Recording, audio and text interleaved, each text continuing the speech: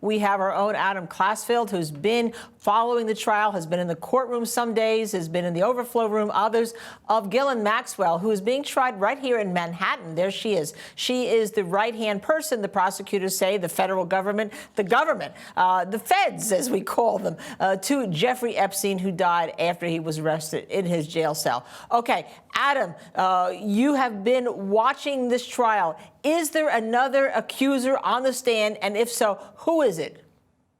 Yes, we're up to our third accuser, and her name is Carolyn. She is testifying under her first name, and she is the second accuser to allege that Ghislaine Maxwell had fondled her breasts when she was 14 years old. The first one was the debut witness, Jane, whose story opened the trial. So Carolyn has been testifying for most of the morning. She said in corroborating testimony from other accusers, saying that she was young, she was vulnerable.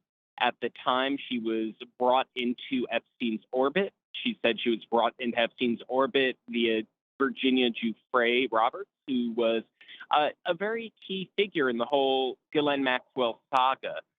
She had filed a civil suit against Ghislaine Maxwell that arguably helped spark the criminal prosecution that we're seeing today. And a key aspect of her testimony, we've heard a lot about grooming. She's the second person to bring forward allegations of direct abuse and saying that she came from a vulnerable family life. She talked about her mother being an alcoholic and having a household where there was drug abuse, and that she abused drugs herself, and that when she was brought into Epstein's orbit, like other witnesses who stepped forward, said that she was offered money to give him a massage that escalated into sexual abuse. She says that there were numerous times that she was brought into Jeffrey Epstein's massage room, and that every time Jeffrey Epstein would masturbate in front of her, that she said that Ghislaine Maxwell was often naked in the.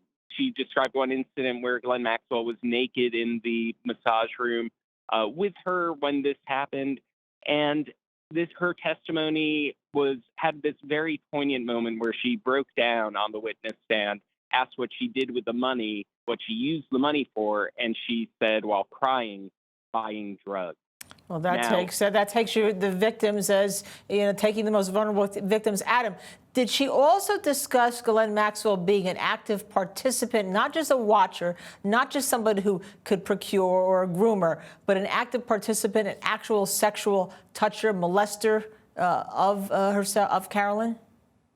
So the incident that she had mentioned was the fondling, that she said that Ghislaine Maxwell touched her breast, and that testimony echoes the same testimony given earlier in the trial by Jane.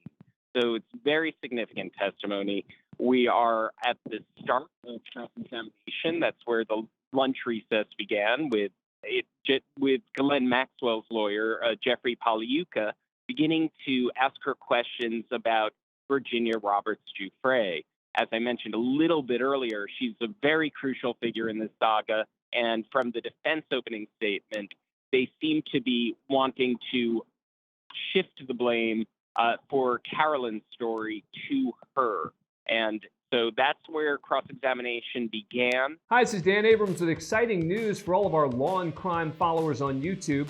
You can now get the live Law and Crime Network with YouTube TV for all of your daily live trial coverage, legal news, expert analysis, and original true crime programs.